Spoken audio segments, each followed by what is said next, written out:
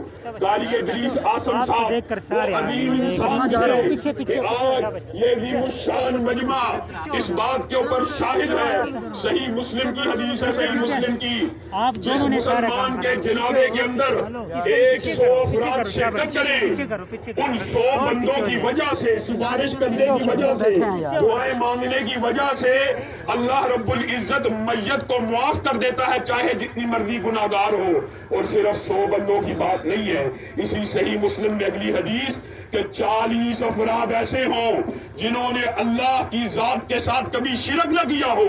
اور آج الحمدللہ میں دعوے سے کہتا ہوں قاری صاحب کے جنازے میں ان لوگوں کی اکثریت ہے کہ جنہوں نے کبھی اللہ کی ذات کے ساتھ شرک نہیں کیا۔ 40 بندے جنہوں نے اللہ کی ذات کے ساتھ شرک نہ کیا ہو، وہ کسی کے جنازے میں شامل ہو جائیں تو وہ جتنا مرضی بڑا گناہگار ہو، اللہ رب العزت اس کے گناہوں کو معاف کر دیتے ہیں۔ اور اسی پر بس نہیں ہے، بخاری شریف کی طرف آئیے، حدیث کی دوسری کتابوں کی طرف آئیے، یہ جو جنازوں کا وقت ہوتا ہے، یہ گواہیوں کا وقت ہوتا ہے، یہ شہادتوں کا وقت ہوتا ہے۔ آپ نے بھی قاری صاحب کے حق میں گواہی دینی ہے۔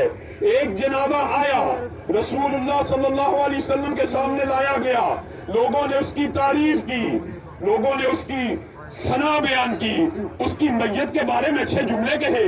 رسول اللہ صلی اللہ علیہ وسلم نے کہا واجبت واجبت واجبت۔ ایک اور میت آئی، اس کے بارے میں لوگوں نے کہا بڑا شریر تھا، بڑا فتنہ تھا، بڑا ایسا تھا۔ رسول اللہ صلی اللہ علیہ وسلم نے کہا واجبت واجبت واجبت۔ حضرت عمر سے رہا نہ گیا، پوچھنے لگے اے اللہ کے رسول کیا واجب ہو گیا؟ کہا جس کی تم نے تعریف کی اس کے اوپر جنت کو واجب کر دیا گیا، اور جس کی تم نے برائی کی اس کے اوپر جہنم کو واجب کر دیا گیا۔ انتم شہداء اللہ فی الارض، آج یہاں پہ جتنے آئے ہیں وہ زمین کے اوپر اللہ کی طرف سے گواہ ہیں، اور گواہی دیتے ہو کہ نہیں دیتے؟ ہم نے قاری صاحب کو اپنے گمان کے مطابق ہمیشہ نیک پایا، متقی پایا، ولی اللہ پایا، وہ قرآن کا عظیم قاری۔ اور لوگوں ایک بات کے اوپر غور کرو، اور یہیں پہ میں اپنی بات کو ختم کروں گا۔ 100 برس نہیں گزرتا، 100 برس نہیں گزرتا، دھرتی کے اوپر جتنے رہنے والے ہوتے ہیں سارے کے سارے زمین میں دفن ہو جاتے ہیں۔ ہم میں سے جتنے آج شریک ہیں، کتنے ایسے ہیں جن کو اپنے پردادا کے پردادا کا نام بھی پتا ہو؟ پردادا کے پردادا کے لیے دعا کرنا تو دور کی بات ہے، ان کا نام بھی شاید ہم میں سے بعض کو نہ پتا ہو۔ وہ خوش قسمت انسان ہوتا ہے کہ 100 برس بیت جائیں، وہ خوش قسمت عصر حاضر میں۔